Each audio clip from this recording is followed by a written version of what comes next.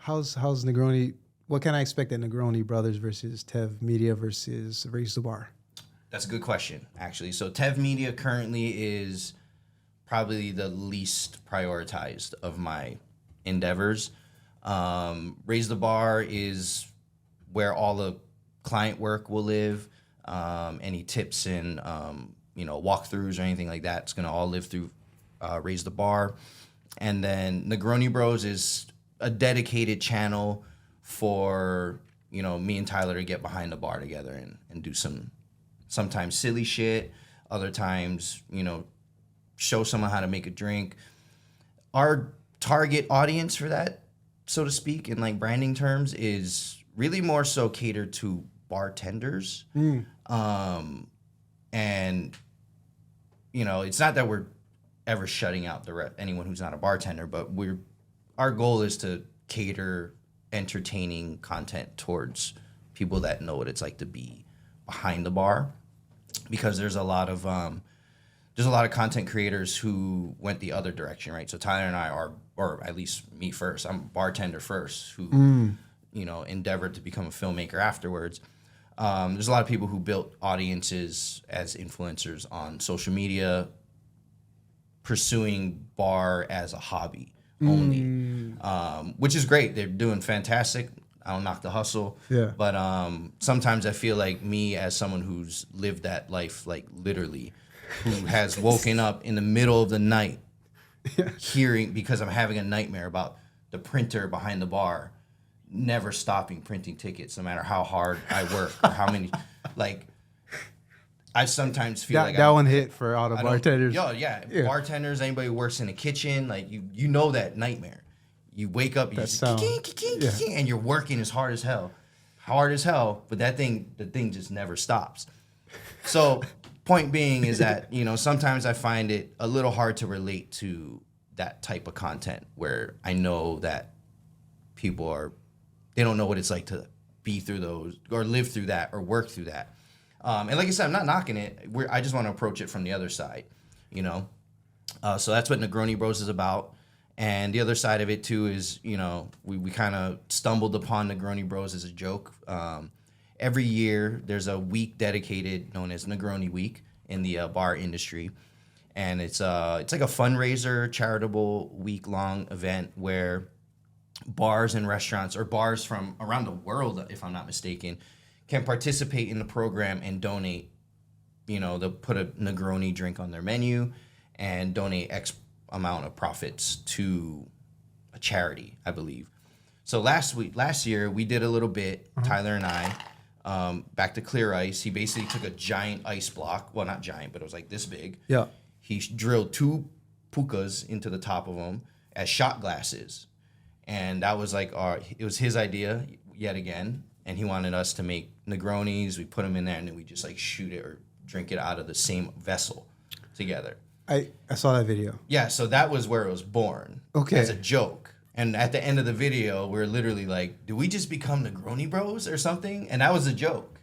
And it kind of did better than any other content I had ever posted. It's always those ones, huh? Yeah, so we're like, okay, we got to do more of this. Yeah. So finally, as the months rolled on, we kept talking about it. And I was always interested in it. But my main thing to Tyler was like, I'm down 100%, but I just want to make sure we stay consistent.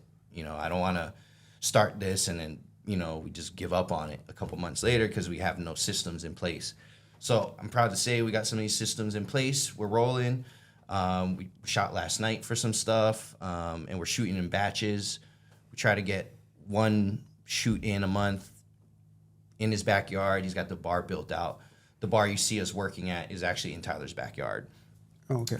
Him and his dad built that during the pandemic when everything was shut down. So they could have a bar in their backyard? Yeah, and I think the intention back then was we were actually supposed to shoot stuff back there. But, life gets in the way and so on and so forth. But we're back at it, trying to shoot once a month, shoot as much as we can, building the brand, looking to work with brands as time goes on. We got a couple unofficial sponsors that are rocking with us. Nice. We got a super dope apron brand, Search and Rescue. Will over there, he already hooked us up with an apron before, but I'm pretty sure I sent him some specs, and we talked about he's going to put together some custom Negroni Bro aprons for him and I, for Tyler and I. And yeah, we're just jamming along with that. So I think most of the focus is now raise the bar when it comes to, like, you know, prospects and client work and paying bills. And Negroni Bros is, we plan to get it to that point, you know, build a following, build an audience. But right now we're just kind of having fun with it, really. Dude, that's kind of like the best project. That's awesome that you have those 2 outlets of work.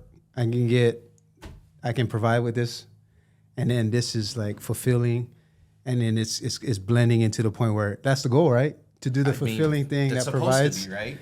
That's like we all ikigai kind stuff, right? Like, I was right in the middle, right? So I think I'm seeking that in certain regards. But the funny thing is, when I stopped working in the liquor industry, when I was finished doing brand management work, was that December 21? I don't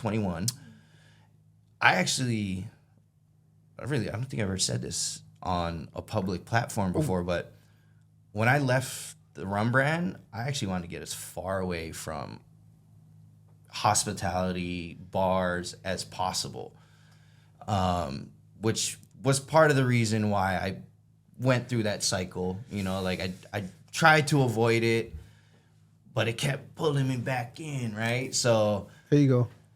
But it's good because now I found joy in it from a different lens, you know. But I had dedicated over 15 years of my life to that world at that time, my entire adulthood, and I kind of wanted a break from it, you know. And I did take a break from it. Okay, a couple of things. So Negroni, what language is that? I believe it's Italian. It's an Italian cocktail.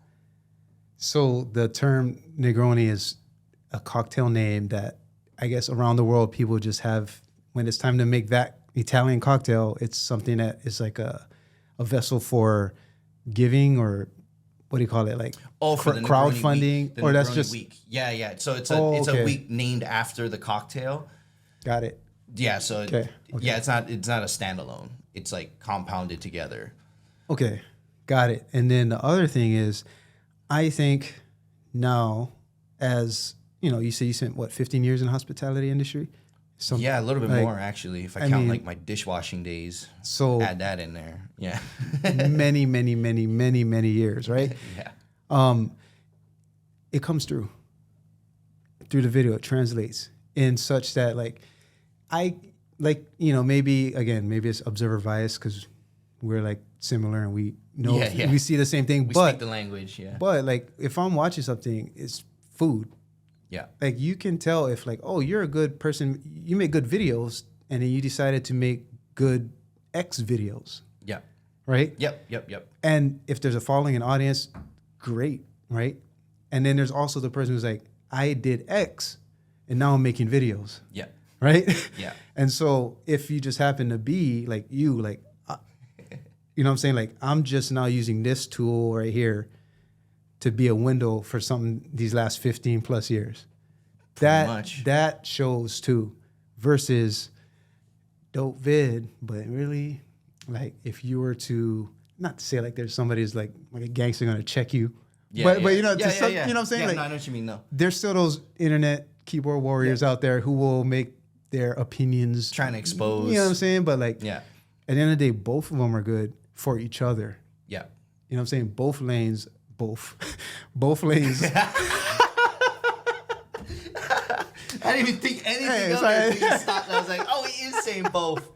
Oh, it's all right. I brushed my teeth this morning. So. I am, you know what I'm saying? Don't ask me to run. Don't ask me. Oh, stop. Bring back Japanese balance. Let me go back. Hey, chameleon, you know what I mean? I get, because I think the Freudian slip, I was like, oh, let me get the gangster checking. They went over there that way. That's when you snapped into it a little bit, maybe. That side of Kenji came out, but both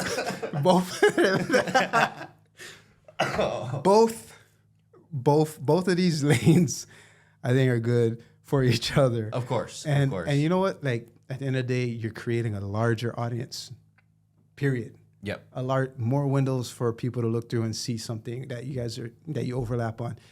And then obviously you give people the option to choose, right? At the end of the day, we can choose to scroll, we can choose to follow or not. Like now I just have another option of somebody else who's doing something that I'm interested in anyway.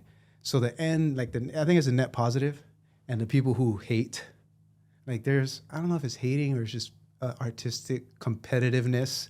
We are looking at what other people. Sometimes it's both, you know depending on who's looking at it, right? If it's another creator, then from time to time, I felt that before, you know. No, I feel like I'm a lot better at it now. I don't want to say it's completely gone, that like competitive nature of like seeing someone's work and being like, I could do that. Yeah. You know, like. You need that delusional confidence, whatever you want to label it. You like when you saw that guy had an A6500, you had an A63. Like you need to see that. Yeah. It's not out of reach. Yeah. It's close enough. Yeah. But it's in that right direction. It took a long time to get to a point where I felt like, all right, I think we're on that level now.